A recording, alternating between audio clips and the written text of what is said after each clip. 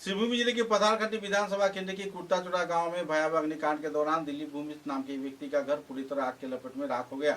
बहरहाल आवासीय कई क्षेत्र में अग्निकांड के जुड़े लोग क्षतिग्रस्त हुए हैं, लेकिन सरकारी तौर पर उन्हें कोई भी सहयोगिता अब तक प्राप्त नहीं हुआ है। इधर मंत्री कृष्णेंदु पाल के सहयोग से कुछ क्षेत्र में लोग लाभान्वित भी हुए हैं।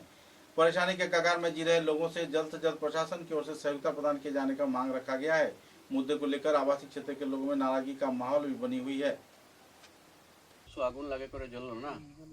কালকে আমিও আইলি, এই আমার অচিন্তদা আইলি, সব আইলি না, সন্তোষও আজকে আইলি না। তোদের বারটা আমি মন্ত্রীর সঙ্গে কালকে ফোনে বাত করলি না, তো মন্ত্রী তোদের কথাটা শুনে আমাকে বললো যে ঠিক আছে তুমি আজকে সবকে নিয়ে তোদের ঘরে যা।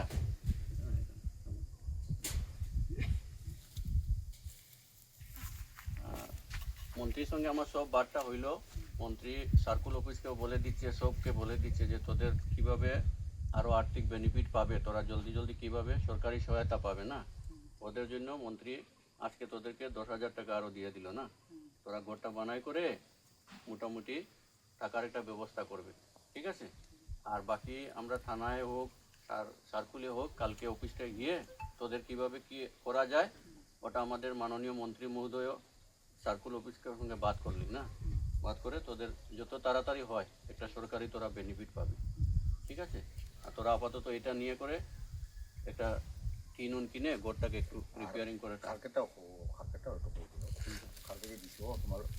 কালকে যেটা দিল যে কল্পতা ওইটা হইলো আমাদের জিপি লেভেলে কল্পতা টাকা দিল, বুঝলি।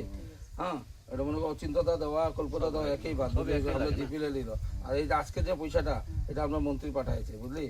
মন্ত্রী বললো কল্পতাকে দেওয়ার জন্য করে নাই কেনা। ও কলকাতা আছেন এই ইলেকশনে ক্যাম্পিং এ, ইলেকশনে মন্ত্রী সব কথা বলে দিয়েছে। কল্পতার সঙ্গে আলাপ হয়েছে, আমি নাই ছিলি, সাদিয়ে ছিলি।